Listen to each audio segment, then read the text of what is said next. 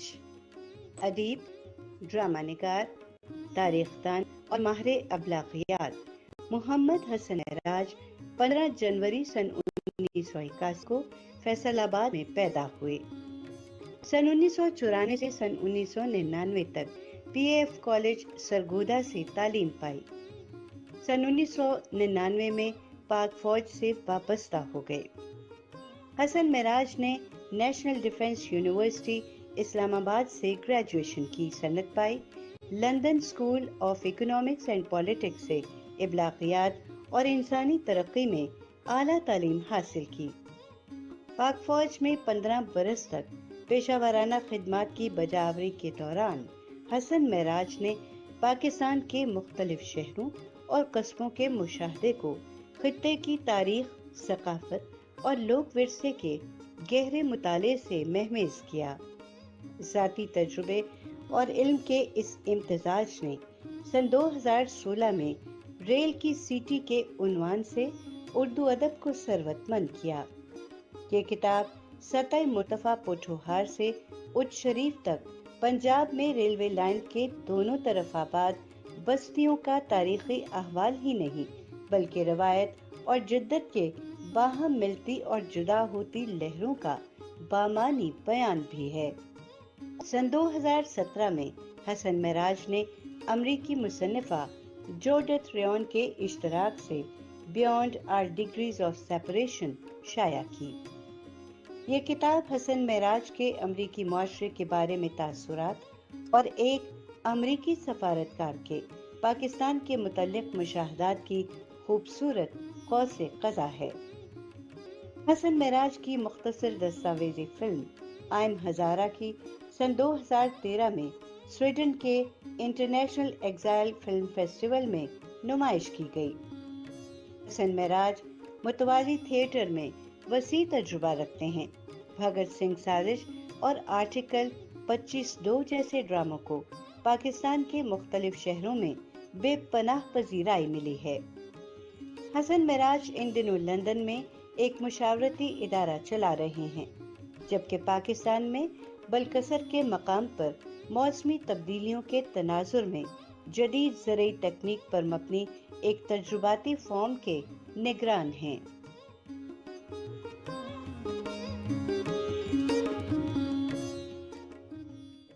آداب۔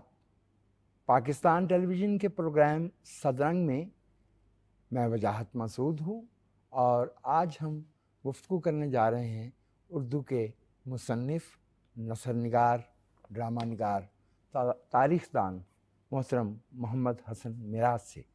حسن معراج، آداب۔ بہت شکریہ تسلیم۔ محض اتفاق ہو سکتا ہے لیکن آپ 15 جنوری 1981 کو پیدا ہوئے۔ جی سر۔ اور یہ وہ دن تھا جس دن جان پال دوم، جی، پوپ سولیڈیرٹی پولینڈ جی کے لیڈر لیخ ویلسا سے ملے تھے۔ جی، That was the beginning of the end of the era that started with the end of Second War. بالکل تو ایسے۔ کیا آپ کو کبھی احساس ہوا کہ آپ ایک نئے عہد کے آغاز کا استعارہ ہیں؟ میں آنے والے کل سے منسلک ہونا اپنے لیے اتنا ایک اسٹرانگ انٹروڈکشن نہیں سمجھتا جتنا میں گزرے ہوئے کل سے وابستگی اپنی شناخت کے طور پہ اڈاپٹ کرنا چاہتا ہوں۔ حسن معراج، میں نے آپ کے والد کی، افضال احمد صاحب کی، جی، کچھ تحریریں پڑھی، اور سچ یہ ہے کہ ان کی ایک تحریر پو، پالا اور پلی، جی، میں اس کی کیفیت بھول نہیں سکتا۔ اچھا، وہ باقاعدہ لکھنے والے نہیں تھے، جی، لیکن میں سوچتا ہوں کہ لفظ کی کیفیت اور نشست کا یہ جو توازن ہے، یہ ایک طویل ریاض کے بغیر ممکن نہیں ہے۔ میرے والد کی جو پوری زندگی ہے وہ ایک مستقل جدوجہد اور کوشش، اور وہ کوشش جو تھی وہ صرف معاشی یا معاشرتی سطح پہ نہیں تھی۔ میں سمجھتا ہوں میں ان کی باتوں کو جب دوبارہ، اب ظاہر ہے گزرا ہوا وقت ایک ایسا آئینہ ہے جو آپ کو بہت سی چیزیں جو ہو چکی ہیں ان کو اثر نو دیکھنے اور ان کے اوپر غور کرنے پہ مجبور کرتا ہے. فکری اعتبار سے بھی وہ بہت اپنے آپ کو ایک غیر موزوں شخص تصور کرتے تھے. بہت سے بڑے لوگ اپنے جی بارے میں یہ رائے جی یا یہ احساس رکھتے ہیں. جی، لیکن جو سارا سلسلہ ہے، اب تو ظاہر ہے اس میں بہت شدت آ گئی ہے، لیکن اس وقت بھی اپنے بچوں کو ایک بہتر معیار زندگی مہیا کرنا، ان کے لیے تعلیم کے بہترین مواقع فراہم کرنا، اور ویسے زندگی کا جو ایک سیڑھی ہے اس کے اوپر باقیوں سے ایک قدم آگے چلنے کی جو خواہش ہے، وہ انہیں اس طرف یا یہ لگژری ان کو نہیں دستیاب تھی. تو towards the latter part of his life جب ان کے پاس یہ تمام آسودگی اور یہ وقت میسر تھا، اب جب ہم انہیں کہتے تھے، اور میں خاص طور پہ انہیں کہتا تھا، کیونکہ کووڈ کا آخری 2 سال ان کے جو تھے وہ کووڈ میں گزرے، تو میں انہیں بار بار کہتا تھا کہ آپ کو چاہیے کہ جو آپ کے ساتھ واقعات ہوئے ہیں وہ لکھیں. تو یہ پو پالا اور پلی اور ایک اور ان کا استاد دامن کے حوالے سے واقعہ، اور یہ تیسری ان کی اپنی کہانی تھی جو وہ لکھ رہے تھے لیکن وہ مکمل نہیں ہو سکی. یہ بہت اصرار کر کے ان سے لکھوائی گئیں، لیکن جو وقت انہوں نے گزارا وہ شاید ایک خوبصورت وقت تھا. مثال کے طور پہ لال پور کی ان گلیوں یا ان سڑکوں پہ جہاں آپ اپنی گاڑی کے اندر بھی اب نہیں بیٹھ سکتے، اتنا دھواں اور اتنی مٹی ہے، ان سڑکوں پہ وقت کی ایک بے پناہ دولت کے ساتھ بے حد آپ یہ کہیں کہ کسی بھی بندش کے احساس کے بغیر انہوں نے وقت گزارا، اپنے قریبی دوستوں کے ساتھ خوش گپیاں، فلمز اور ان چیزوں کے لیے وقت نکالنا. اور میں سمجھتا ہوں کہ یہ تمام چیزیں ایسی تھیں جو کسی بھی تخلیقی انسان کو مہمیز کرنے کے لیے کافی ہیں، لیکن اگر اس کے اظہار پہ اور چیزیں پرائرٹائز ہوتی ہوں تو وہ ان چیزوں کو اپنے تک روک کے رکھتا ہے. سو ان کا بہت زیادہ وقت جو کہ کسی تخلیقی کام میں اگر صرف ہوتا تو ظاہر ہے کوئی کیا کئی اچھی چیزیں ہمیں پڑھنے کو ملتی. جی، آپ کی تحریروں میں ایک بابا جی کا لفظ استعمال ہوتا ہے اور بابا کی زبانی کچھ اقوال ہیں. جی کیا ان کا اشارہ آپ کے والد کی طرف ہے؟ جی، مثال کے طور پہ وہ کہا کرتے تھے کہ وقت بھی رزق کی ایک قسم ہے. بہت سی باتیں ایسی ہیں جو انہوں نے کہیں اور وہ میرے ساتھ رہ گئیں. ابھی پچھلے دنوں اولمپکس ہوئے جی، اور ایک کھیل جس کے بارے میں پاکستان کے بہت سے لوگ کچھ بھی نہیں جانتے، جیولن تھرو. جی تو ایک بچہ انڈیا سے، ایک پاکستان سے، ان دونوں بچوں کی اپنی اپنی مائیں، انہوں نے سادگی میں کچھ ایسے سمیٹ لیا انسانیت کو، جی جس سے بڑے ایک دم سے ایسے معلوم ہوا گویا ہوا میں آلودگی کچھ کم ہوئی ہے. جی خود آپ کی تحریروں میں روایات، مختلف تاریخ کے دھارے، مختلف تاریخ کے ورژن، مختلف جو ہے وہ ثقافتی مظاہر گھلے ملے ہیں. آپ انسانوں کے ساتھ میل جول کو، انسانی معاشرے کی بہتری میں حسن مراج کہاں رکھتے ہیں؟ اچھا، لوگوں کا خیال ہے کہ یہ صرف کھیل کے میدان تک محدود رہتا ہے. نہیں، یہ کارستانی جو ہے یہ جنگ کے محاذ پہ بھی ہوتی ہے. 65 کی وار میں ایک یونٹ تھی، آرمر کی یونٹ تھی.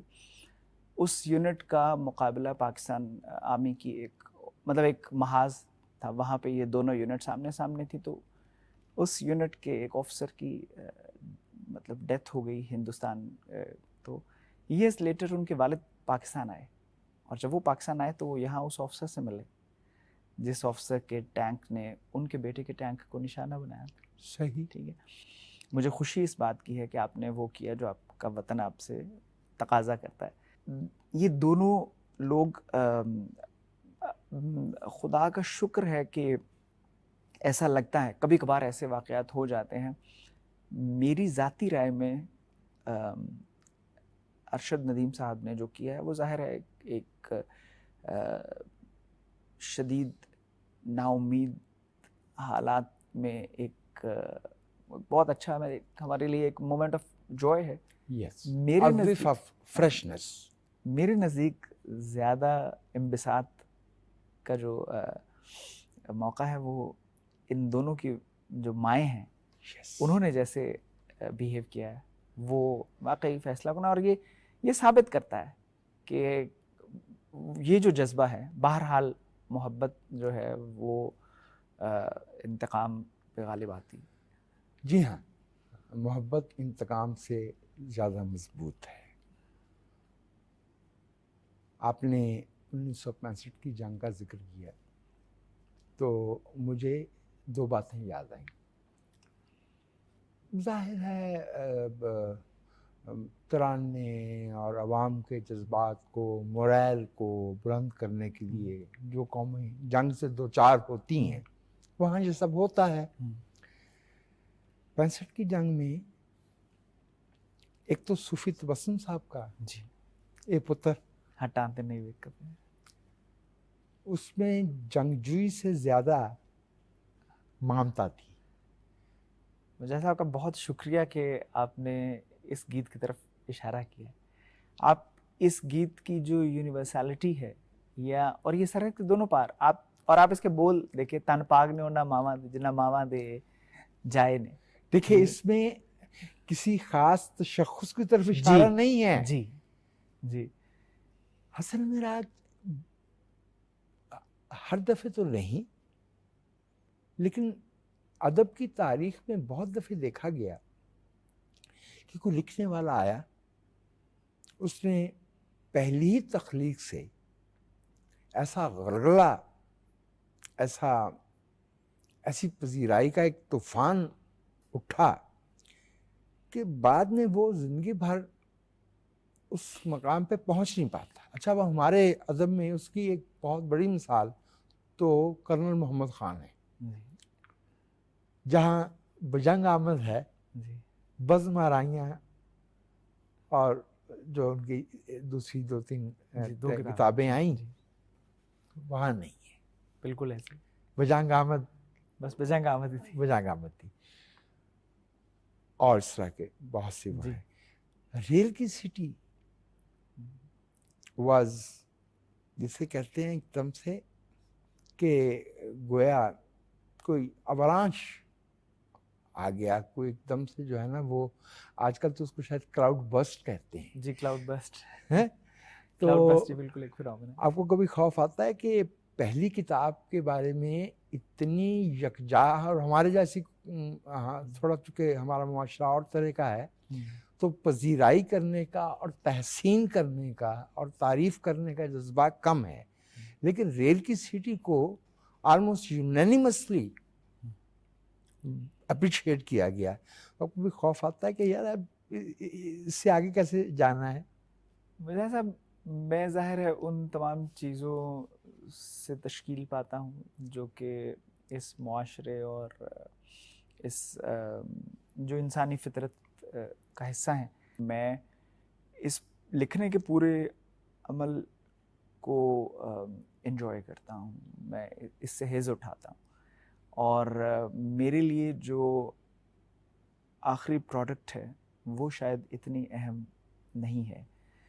میرے لیے جس وقت میں یہ لکھ رہا تھا وہ سارا عرصہ زیادہ میرے لیے ایک تمانیت کا دور تھا، تخلیق کا عمل جو کہ ظاہر ہے. اور وہ باقی کا وہ ایک چیز تو رہے گی. کہیں بھی میں جاؤں گا تو جیسے میں اگر 15 ملکوں کی شہریت اور لے لوں گا تو میں بنیادی طور پہ پاکستانی ہی رہوں گا. بالکل ایسے ہی میں شاید جب بھی حوالے میرے مرتب ہوں گے تو ان میں جیسے فوج کا حوالہ ہے، ایسے ریل کی سیٹی کا حوالہ، یہ حوالے رہیں گے، یہ بنیادی حوالے رہیں گے. حالانکہ بنیادی حوالے بھی شاید بدلتے رہنے چاہیے. اچھا حسن، میں بھی ایک طالب علم ہوں، لکھنے کی اس کا کوشش کرتا ہوں، تو خیال قابو آتا ہے تو لفظ نکل جاتا ہے ہاتھ سے، ہاتھ بھی لفظ بٹھاتے ہیں تو خیال پھسک کے کہیں نکل جاتا ہے۔ آپ نے ریل کی سٹی میں روایات ہیں، فولکلور ہے، تعمیرات ہیں، ثقافت ہے، ٹپوگرافی ہے، آرکیالوجی ہے اور ہسٹری ہے۔ اچھا، بظاہر یہ سب چیزیں ایسی ہیں کہ ان میں سے ایک یا دو بھی عناصر آ جائیں تو تحریر بوجھل ہو جاتی ہے۔ ایسا ہے۔ آپ نے یہ جو آمیزہ ہے، اس میں یہ جو سادگی پیدا کی ہے، اتنی سادہ، میں چونکہ اس پہ رشک اس لیے کرتا ہوں کہ دوسرے تو شاید تنزن کہتے ہیں نا کہ تم پیچیدہ لکھتے ہو، میں مجبوراً پیچیدہ لکھتا ہوں چونکہ مجھ سے سادہ لکھا نہیں جاتا۔ میں رشک کرتا ہوں کہ کاش میں نسخہ جاننا چاہتا ہوں کہ اس سب کے ساتھ جو انسائکلوپیڈک ہے، یہ سادگی جو ہے نثر کی، یہ کیسے، یہ چناؤ تھا، اس پہ خاص توجہ دی گئی ہے، یہ ممکن نہیں ہے کہ اتنا وسیع نالج کا جو ریپرٹوا ہے اس کو ایسی آسان زبان میں بیان کیا جائے۔ جیسا جب آپ میں فوج میں رہا ہوں، اور تو فوج کے مختلف امتحانات ہوتے ہیں جی، جو کہ جیسے ادارہ جاتی امتحانات ہوتے ہیں، ان میں ایک امتحان ہوتا ہے سٹاف ڈیوٹیز کا، اور اس میں ہر چیز کا، ہر قسم کی چٹھی لکھنے کا، ہر قسم کے جو دفتری واقعات ہیں ان کو کیسے ان سے نبرد آزما ہونا، یہ سب لکھا ہوا ہے کہ منٹ آف میٹنگ کیسے لیے جائیں گے، ڈیمی آفیشل لیٹر کیسے لکھا جائے گا، کیسے کسی کو ایڈریس کرنا ہے، تاریخ کہاں لکھنی ہے، اپنا نام کہاں لکھنا ہے، کس تحریر میں جو ایبریویشنز ہیں ان کا استعمال نہیں کرنا، کس تحریر میں آپ نے کتنی سطور لکھنی ہے۔ تو اور ظاہر ہے جب یہ چیزیں پڑھائی جاتی ہیں تو اس کے بعد ان کا امتحان بھی ہوتا ہے۔ اب میرے جیسے کند ذہن شخص کو ایسے امتحانوں سے جب بھی گزرنا ہو تو وہ کوئی نہ کوئی شارٹ کٹ تلاش کرتا ہے کیسے اس چیز میں سے نکلا جائے۔ تو خدا کا شکر ہے کہ مجھ جیسے بہت سے لوگ پہلے وہ امتحان دے چکے ہوتے ہیں، اور کتابیں تو وہی ہوتی، تو یعنی کہ میں جو کتاب پڑھ رہا ہوں، اگر میں فوج میں کوئی امتحان دے رہا ہوں تو وہ جو کتاب میں پڑھ رہا ہوں وہ مجھ سے پہلے بھی، اور کچھ نہیں تو تقریباً 50-55 لوگوں نے اس کے اوپر 6 ماہ لگائے ہوتے ہیں۔ ظاہر ہے وہ ان کے استعمال میں رہی ہوتی، کورس ختم ہوتا ہے تو اس کے بعد میرے پاس آ جاتی ہے، میں کورس سے گریجویٹ کروں گا تو میں وہ کتاب اگلے بندے کو دے دوں گا۔ تو ان کتابوں پہ مختلف جو ہر سوال کا نسخہ یا ٹوٹکا یا کیچ ورڈ ہوتا ہے وہ لکھا ہوتا ہے۔ آپ یہ دیکھیے کہ جنگ عظیم اول میں پنجاب کے سپاہی فرانس لڑنے کے لیے جاتے ہیں، یس، وہ ایک گھر میں جاتے ہیں اور اس گھر میں وہ دیکھتے ہیں کہ دیوار پہ 4 تصویریں لگی ہیں، گاؤں ہے فرانس کا وہاں پہ، وہ 4 تصویریں 4 نوجوانوں کی ہیں۔ اب جہلم کا یہ نوجوان جو کہ عارضی بندوبست کے طور پہ جی ہاں، اس گھر میں رہ رہا ہے، اور اس گھر میں مقیم جو فرانسیسی ماں ہے وہ اس سے پوچھتا ہے کہ یہ 4 تصویریں کن کی ہیں، تو وہ کہتی ہے یہ میرے 4 بیٹے تھے، چاروں کے چاروں اس جنگ میں مارے گئے۔ تو اب یہ آپ یہ دیکھیں گے یہ ایک سوگ کا لمحہ ہے جو ان کے درمیان رہتا ہے، ٹھیک ہے۔ یہ تو میں خیر ایک واقعہ بتا رہا ہوں۔ یہ لوگ جب جا کے اس ثقافت میں رہتے ہیں اور یہ احساس ان میں پیدا ہوتا ہے کہ یہ بھی ہماری طرح کے انسان ہیں، تو جب یہ واپس آتے ہیں تو یہ اپنے ساتھ بہت سی چھوٹی چھوٹی چیزیں لے کے آتے ہیں۔ یہ جو آج آپ ٹی وی ڈراماز میں دیکھتے ہیں کہ شام کو لان میں بیٹھ کے چائے پی جا رہی ہے، یہ 4 بجے کی جو چائے ہے یہ ہمارے یہاں تو نہیں تھی، یہ ہمارے سماج میں جنگ عظیم اول کی عطا ہے، یس، ٹھیک ہے۔ یہ ایک میں بالکل معمولی واقعہ جی بتا ہاں، رہا ہوں، جی یہ ہاں۔ گاؤں میں ارے پوسٹ بھائی، آفس، سیفٹی ریزر جو ہے جی یہ پہلی جنگ کا دیا اور ٹرنچز میں آپ کو حجام نہیں مل سکتا تھا۔ آپ یہ دیکھیں کہ مطلب یہ جو گاؤں تھے ان میں موزے اتنے کامنلی دستیاب جی نہیں ہاں تھے. جی ہاں تو پنجاب کے یا یہ کہیں اور کے جیسے پوربی یہ جب وہاں پہنچتے ہیں تو ان کو موزے ملتے ہیں اور یہ موزوں کو دیکھ کے حیران ہوتے ہیں کہ یہ کتنی زبردست چیز ہے. تو ایکسائٹیڈ ہو کے یہ ہر بندہ 3 موزے پہن لیتا ہے. اب بیکاز وہ 3 موزے انہوں نے پہنے اور جو دوسرے سپاہی تھے انہوں نے 3 موزے نہیں پہنے, تو جب ویدر چینج ہوتا ہے تو ان کے پاؤں فروسٹ بائٹ کا شکار ہو جاتے ہیں, یہ بچ جاتے ہیں. ٹھیک ہے. اور وہاں سے جو یہ ایک مطلب آپ دیکھتے ہیں نا لوگوں کو, کچھ لوگ رات کو بھی موزے پہن کے سوتے. ٹھیک ہے. یہ جو پاؤں گرم رکھنا, یہ ساری جو چیزیں ہیں, یہ آہستہ آہستہ آپ ان کو دیکھیں تو یہ کہیں نہ کہیں سے کسی, ظاہر ہے جنگ بھی ایک بہت بڑا واقعہ ہے, یہ تو جو بھی یہ واقعات تھے یہ کسی نہ کسی طرح سے تو ثقافت کا حصہ بن رہے تھے. تو یہ ہماری ایک کلیکٹیو انہیریٹنس, تو whether we like it or we do not like it, whether we agree with this or do not, لیکن یہ بہرحال تو میری رائے میں تو یہ حصہ ہے. آپ بھی کیا فرما رہے ہیں, ہمارے ایک استاد فرمایا کرتے تھے کہ جنگ اور قحط آپ کو اندر سے بدل کے رکھ دیتے. بالکل. تو ہم تو ادب کی باتیں کر رہے تھے, جی جی, اب اس میں کچھ جنگ آ گئی, جنگ کا قصہ آیا. جی. ناظرین, ہم اردو زبان کے بہت صفحے اول کے عصر حاضر میں نثر نگار محترم حسن معراج سے, جو کہ بہت اچھے ڈرامہ نگار بھی ہیں اور ماہر تاریخ بھی ہیں اور ثقافتی جو ہماری روایت ہے اس کے شناور ہیں, ان کے ساتھ گفتگو کر رہے ہیں. ایک وقفے کے بعد آپ کی خدمت میں دوبارہ حاضر ہوں گے.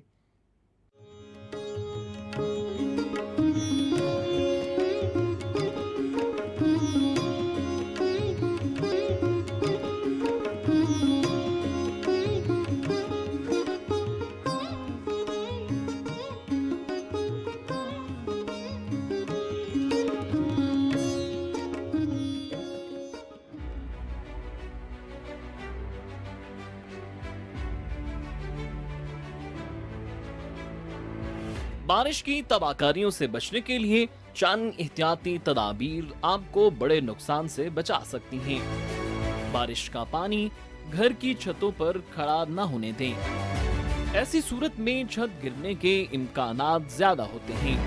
تیز بارش میں گھر سے باہر نکلنے سے گریز کریں, کیونکہ گلیوں میں نکاسی آب نہ ہونے کی وجہ سے آپ کھلے مین ہول پر حادثے کا شکار ہو سکتے ہیں. بارش کے دوران گیلے الیکٹرک سوئچ یا بجلی کے پول کو مت چھوئیں. درختوں یا ایسی جگہوں پر کھڑا ہونے سے گریز کریں جہاں آسمانی بجلی گرنے کے امکانات زیادہ ہوں. بچوں کو دریاؤں یا ندی نالوں کے قریب مت جانے دیں. خاص طور پر سیاح جب بھی شمالی علاقہ جات کا رخ کریں تو سیاحتی ہدایات کو مد نظر رکھیں. محتاط رہیں, محفوظ رہیں.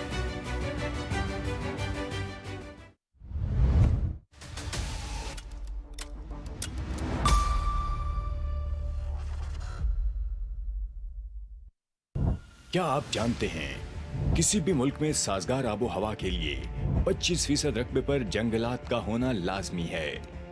بدقسمتی سے پاکستان میں گزشتہ 76 برس کے دوران جنگلات 44% سے کم ہو کر 5% رقبے تک محدود رہ گئے ہیں. کیا ماحول کا تحفظ ہماری ذمہ داری نہیں؟ کیا ہم اپنی آئندہ نسلوں کا مستقبل خطرے میں دیکھ سکتے ہیں؟ ہماری غفلت ہماری آئندہ نسلوں کے لیے تباہ کن ثابت ہو سکتی ہے. تو آئیں سب مل کر تحفظ جنگلات اور شجرکاری کو فروغ دیں. درخت لگائیں, پاکستان کو سرسبز بنائیں. درخت لگائیں, اپنے لیے, اپنی آئندہ نسلوں کے لیے.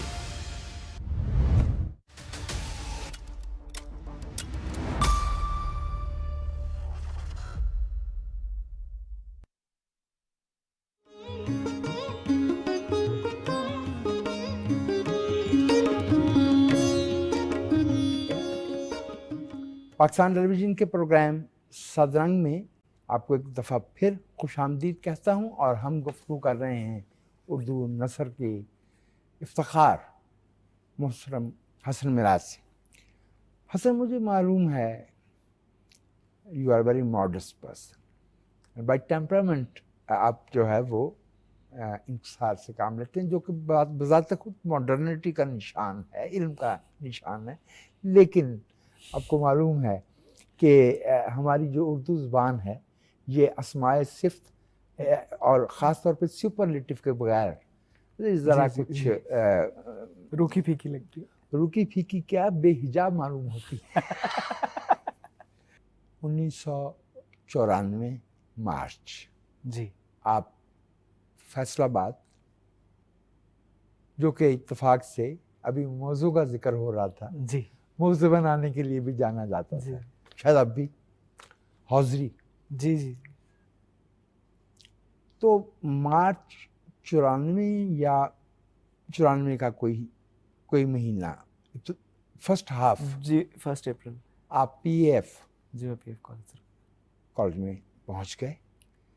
تو ایک نوجوان جو اسکول میں تعلیم پا رہا تھا, یہ تبدیلی کیسے آئی؟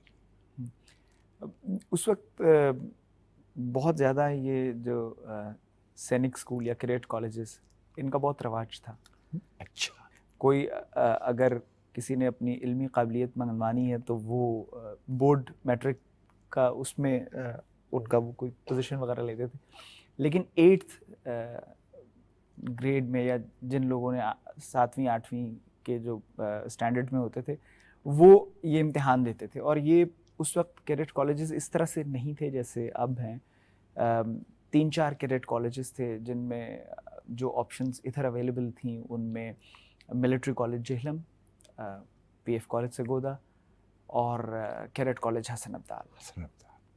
سو ان میں سب سے جو کرٹیکل ٹیسٹ تھا وہ حسن ابدال کا ہوتا تھا. وہ پاس کرنا واقعی مشکل تھا, شاید اس لیے کہ ان کی جو آؤٹ پٹ تھی وہ زیادہ الائنڈ تھی ٹورڈز میڈیسن. یہ پی ایف کالج سگودا اور ملٹری کالج جہلم, ان میں اگر آپ داخلہ لینے میں کامیاب ہو جاتے تھے تو آپ کو کمپلشن تھی کہ آپ نے ایئر فورس یا ملٹری ہی, آرمی ہی جوائن کرنی ہے. تو میں مطلب اس طرح میں نے امتحان دیا اور ان امتحانات میں بھی میں گرتا پڑتا ہی میں پہنچا پی ایف کالج میں. اور پھر آگے جو اگلے 5 سال ہیں وہ میں نے وہاں گزارے. سو میں نے ایک ایکڈیمک ریبیلین سا ایک رویہ جو کہ بڑا آؤٹ آف پلیس تھا, لیکن بہرحال اس کا فائدہ یا نقصان یہ ہوا کہ میرا بہت زیادہ وقت لائبریری میں گزرنا شروع ہو گیا. پی ایف کالج سرگودا کی جو لائبریری ہے اس کے پچھلے حصے میں نقوش اور فنون کے پرانے نسخے پڑے ہوتے تھے. فائلیں, جی مطلب وہ نسخے رکھے ہوئے 95-96 ہے تو تب نقوش اور فنون کو رخصت ہوئے.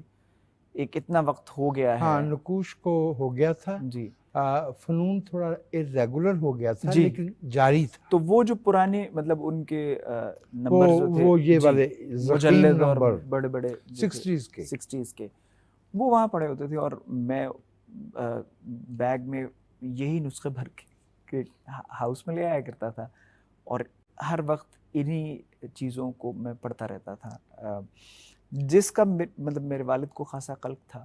تو نتیجتاً میں اتنے امتیازی نمبر کیا ہونے, انتہائی کو شرمناک قسم کے میں نمبر لے کے, میٹرک میں میرے اچھے نمبر تھے لیکن ایف ایس سی میں میرے بہت کم نمبر تھے. تو اور جو کہ ظاہر ہے کوئی ایک طریقے سے میں نے شاید اپنے والد کو, اپنے والدین کو, میں نے ان کی توقعات میں پورا نہیں اتر سکا. تو but at the same time اس سال مجھے بہت زیادہ لکھنے کا موقع ملا اور چونکہ میں نے یہ چیزیں پڑھنا شروع ہو گیا تھا تو ایک رجحان تھا جو ڈیولپ ہونا شروع ہو گیا تھا. اور پھر یہ کتاب پڑھنے کی عادت جو تھی یہ ٹائم اینڈ پلیس میں بڑا اسٹرینجلی میرے ساتھ رہی. مثال کے طور پہ پی ایم اے کی 2nd ٹرم میں ہماری ایکسرسائز ہو رہی تھی اور میں فیئرویل ٹو آرمز پڑھ رہا تھا. تو اب یہ چیزیں صرف واقعاتی تسلسل میں تو آپ کے سامنے آتی ہیں, لیکن یہ ظاہر ہے ایک کہیں نہ کہیں آپ کے اندر ایک بنیاد میں خلا چھوڑتی جاتی ہیں. جسے پر کرنے میں بہت وقت لگتا ہے. فیئرویل ٹو آرمز جی اپنی بے تحاشا انگنت جی ادبی خوبیوں کے علاوہ اکانومی آف ورڈز کفایت لفظی کے لیے بھی جانی بالکل جاتی. بالکل. ایسا چھوٹا ایسا سادہ جملہ اور ایڈجیکٹو تو وہ یوز کرتا ہی نہیں. اور اشفاق صاحب نے ترجمہ بھی کمال کا کیا ہے وداع جنگ کے نام سے. دو جلدوں میں جی 2 جلدوں میں میں نے ترجمہ وہ دیکھا، اور کم و بیش اسی عمر میں جس عمر میں وہ آپ کے ٹھیک قابو آیا ہوگا، جی بیچ میں اس کے بس کوئی 21 سال کا فاصلہ ہے. جی مولانا حامد علی خان صاحب جو ظفر علی خان صاحب کے بھائی تھے جی اور پروفیسر حمید احمد خان صاحب کے چچا تھے، ٹھیک وہ مکتبہ فرینکلن کے انچارج تھے وداع جنگ. ٹھیک.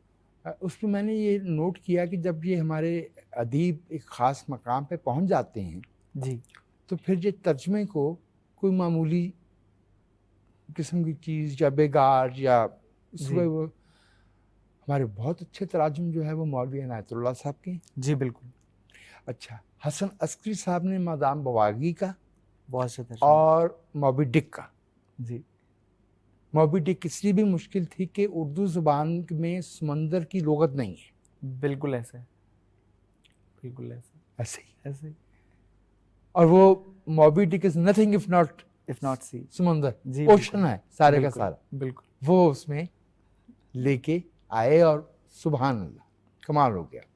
آپ نے یہ جو ریل کی سٹی والا کارنامہ کیا، میں اس کو کارنامہ ہی سمجھتا ہوں، اور میں سمجھتا ہوں کہ جیسے جیسے وقت گزرے گا احساس ہوگا لوگوں کو کہ یہ کیا کام ہو گیا ہے. اور اتنی بمشکل 180 سے 200 کے قریب صفحات ہیں، ان میں تاریخ جو ہے اس کا کتنا بڑا اشاریہ مرتب ہو گیا ہے. 1974 یا 75 کے قریب ایک بہت خوبصورت کتاب آئی تھی پال تھورو کی، دا گریٹ ریلوے بازار. اچھا. تو 4 مہینے میں انہوں نے یورپ سے چین تک کا ٹرین کا سفر کیا، ٹریول کیا انڈیا سے پاکستان سے ہوتے ہوئے، اور پھر واپسی کا وہ سفر. تو یہ کتاب آپ کی نظر سے گزری تھی؟ نہیں، میری نظر سے نہیں گزری تھی. ریل کہانی رضا علی عابدی صاحب کی، وہ اور چیز ہے. جی وہ مجھے پڑھنے کا اتفاق ہوا. وہ تو اس کے تو اثرات زبان کے اور بیان کے جی. رضا علی عابدی سنگ میل ہے، کوئی شک نہیں. کوئی شک نہیں. کوئی شک ان کی تربیت ہوگی ریڈیو میں، نہیں. تو جو ریڈیو نے ان کی لغت سنوار دی، بات کہنے کا آسان طریقے سے ان کو ہنر سکھا دیا. اور پھر میں بہت احتیاط سے عرض کر رہا ہوں کہ جیسے پاکستان میں جو ہے عجز اور انکسار کو احساس کمتری سمجھا جاتا ہے. ٹھیک.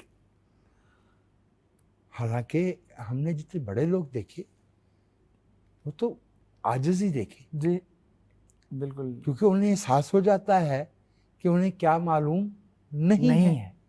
ایگزیکٹلی. یہ جو ٹینٹیٹیو بات کرنا ہے کہ بھئی پرہیپس ہو سکتا ہے، یہ میری رائے ہے، جی سنا ہے، لیکن ہمارے ہاں تو دعوے کا رواج ہے نا. جی بالکل. ایک قطعیت ہے، قطعیت پائی جاتی ہے، ایبسلیوٹزم جی پایا جاتا ہے. رضا علی عابدی صاحب کی ریل کہانی، ان کا شیر دریا، جرنیلی سڑک، ایک ان کی کتاب جو ہے اردو کا حال. جی میں حیران تھا، بھائی حسن بہت کم ایسے ہوتا ہے. نظم میں تو یہ بنیادی خوبیوں میں سے ہے کہ نظم کا جو اختتام ہے اس میں آپ کو سم پہ آنا ہے. بالکل. اچھا، غزل میں اس کی ضرورت نہیں تھی جی کیونکہ وہاں تو ہر شعر مکمل تھا. خود بالکل. نثر میں سم پہ آتے ہوئے ہم نے رضا علی عابدی صاحب کو، اور ایسا موضوع جی مطلب دنیا جو ہے وہ 2013-14-15 کے قریب ملکہ وکٹوریہ اور منشی عبد الکریم تک پہنچتی ہے. جی رضا علی عابدی صاحب جو ہیں وہ اس سے تقریباً 15-16 سال پہلے پڑھتا لگا لیتے ہیں کہ آسبن ہاؤس میں کچھ کتابیں پڑھی ہیں جن میں جرنل شامل ہے. جو مخطوطات ہیں ان کی تلاش کے لیے حیدرآباد پہنچتے ہیں, ہندوستان کے کتب خانے, اور ایسی بات مطلب انڈس کے اوریجن شیر دریا میں جہاں پہ وہ جاتے ہیں کہ کھمبے تک یہ لفظ لے کے آتے ہیں کہ یہ بلتی کا یہ لفظ ہے, لداخی کا یہ لفظ ہے, شیر کے منہ سے نکلا ہوا. تو وہ یہ کمال جو ہے یہ موضوع کم ہوتا ہے اور ہم بہت خوش نصیب ہیں. ابراہیم شاہ نے تو یہ بات یوسف صاحب کے بارے میں کہی, اور کیا خوب کہی کہ ہم اردو مزاح کے عہد یوسفی میں زندہ ہیں. غالباً ہم اردو نثر کے عہد آبدی میں زندہ ہیں, کوئی شک نہیں. اور یہ اس لحاظ سے بہت کڑا امتحان ہے کہ جب رضا علی عابدی صاحب اپنے پرائم پہ لکھ رہے تھے تو اردو نثر میں مختار مسعود لکھ رہے تھے, جی داؤد رہبر لکھ رہے تھے, اور عین اتفاق ہے کہ جب شیخ منظور الہی بہاولپور کے کمشنر تھے جی تو ڈپٹی کمشنر جو ہے وہ مختار مسعود تھے. زبردست, یہ بالکل تو بالکل اس عہد میں. اچھا پھر یہ ساری ہم غیر افسانوی نثر کی باتیں کر رہے ہیں. جی افسانوی نثر میں انتظار صاحب, اسد محمد خان, نیر مسعود, اس میں رہتے ہوئے رضا علی عابدی صاحب نے جو اپنا رنگ پیدا کیا, اور اگر آپ نے ان کا رنگ قبول کیا اور نظر آتا ہے کہ آپ نے اثرات, اور یہ ہوتا نہیں ہے, انسان ایسا بھی چکنا گھڑا نہیں ہے. نہیں ہم جو لفظ پڑھتے ہیں, ہم جو لفظ سنتے ہیں تو ہم پہ اثر انداز ہوتا ہے. بالکل لفظ میں طاقت. کچھ چیزیں تو ہم بائی چوائس اٹھا لیتے ہیں جی, کہ یہ مطلب مجھے ایسا لگتا ہے کہ یہ لفظ استعمال کرنا اس کی ہو سکتا ہے میں کل اس کو کسی بھی علمی دلیل کی بنیاد پہ ثابت نہ کر پاؤں, لیکن صرف یہ برتنے میں مجھے اچھا لگ رہا ہے, مجھے لکھنے میں اچھا لگ رہا ہے, یہ بولنے میں اچھا لگتا ہے, تو میں اس لفظ کو استعمال کروں گا. اب بھی آپ فرما رہے ہیں. میں تو خود جو بچے ہیں ان سے کہتا ہوں کہ اگر آپ کو لفظ اچھا لگا ہے نا, جو اس کی اپروپریٹ جگہ ہے وہ آپ بعد میں معلوم کر لیں گے. ابھی اس سے ذرا آشنا تو ہو جاؤ, جی مانوس تو ہو جاؤ, جی اسے لکھو تو صحیح, یہ لفظ آپ کے ذخیرہ لغت میں آ جائے. کم از کم ووکیبلری میں تو ایڈ ہو رہا ہے. حسن, آپ کے ساتھ گفتگو کے اتنے زاویے ہیں اور اتنے امکانات ہیں کہ ایک نشست میں تو وہ ہو نہیں سکتے, تو ہم اس گفتگو کو اگلے پروگرام میں جاری رکھیں گے. ناظرین, یہ تھی ہماری پہلی نشست اردو کے صاحب طرز نثر نگار, ادیب, ڈرامہ نگار, تاریخ دان اور ہماری ثقافت کے شناور جناب محمد حسن معراج کے ساتھ. پاکستان ٹیلی ویژن کے پروگرام صد رنگ سے آج اتنا ہی. وجاہت مسعود کو اجازت دیجیے. آداب.